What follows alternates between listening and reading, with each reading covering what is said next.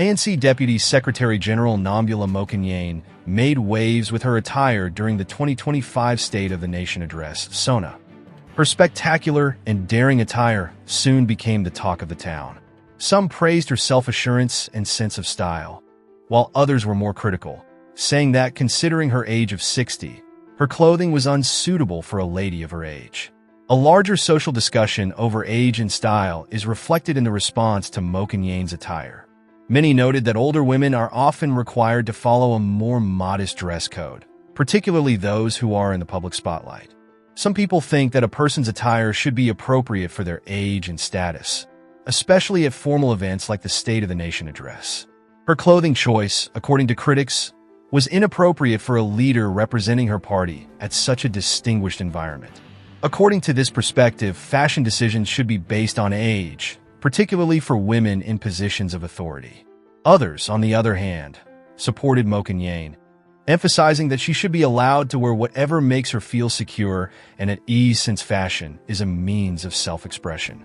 They maintained that one's age shouldn't be a hindrance to using apparel to display their individuality. In the public eye, particularly in politics, appearance may be just as significant as content. Therefore, it's critical for leaders to embrace diversity in their self-presentation. More discussions on women's roles in politics and expectations were spurred by Mokonyane's attire. Although society has historically positioned women in leadership roles within a more strict framework, things are slowly changing, and it is crucial to challenge these established conventions. It's possible that Mokonyane's wardrobe choice was a message about pushing boundaries and distancing herself from antiquated ideas about what constitutes proper attire for women in politics. In his State of the Nation Address, SONA, President Cyril Ramaphosa once again reaffirmed to the populace the nation's tenacity and will to face its obstacles. Save the South African website's free-to-read material area to your bookmarks for the most recent SONA news. We are a people of resilience. Bullying won't happen to us.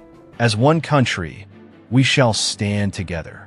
The president said Thursday evening, "We will speak with one voice in defense of our national interest, our sovereignty, and our constitutional democracy." In his first State of the Nation Address, SONA, of the 7th administration, the president emphasized the value of economic development and togetherness in Cape Town City Hall.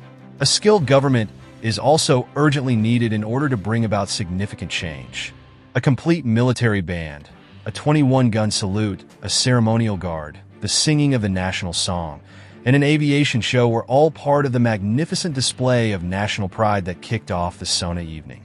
Inako Matiza, a 19-year-old praise poet, led the president into the National Assembly, setting the stage for a speech that struck a deep chord with South Africans.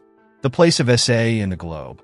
The president discussed the growth of nationalism, geopolitical tensions, fast technical breakthroughs, and the consequences of climate change, acknowledging the complicated global landscape in which South Africa finds itself. He emphasized South Africa's place in this changing global order and emphasized that outside pressures would not dissuade the nation. We can turn these difficult circumstances to our advantage and advance our nation by adhering to our core values, utilizing our special strengths and endowments, and creating a shared purpose, he said. He reaffirmed that South Africa is a country that values equality, justice, peace, and human rights. He underlined that the country is still dedicated to democracy, tolerance, and non-racism, and would keep fighting for the rights of women, people with disabilities, and the LGBTQI+, lesbian, gay, bisexual, transgender, queer, and intersex population. The president emphasized the value of teamwork in creating a thriving and cohesive South Africa. He emphasized that cooperation, not conflict, is the best way to make progress. To create the country we want, we shall cooperate. It will only be possible if we cooperate rather than yell at each other. We can only do this by making sure that, as leaders, we make sure that our children and grandkids inherit a nation that we have contributed to building rather than destroying, he said. Despite noting disagreements on a number of subjects, President Ramaphosa emphasized that South Africans are united in their desire to improve the nation and the lives of its citizens. Using the same spirit that gave the nation its democracy, he urged a newfound sense of resolve, compassion, and patriotism.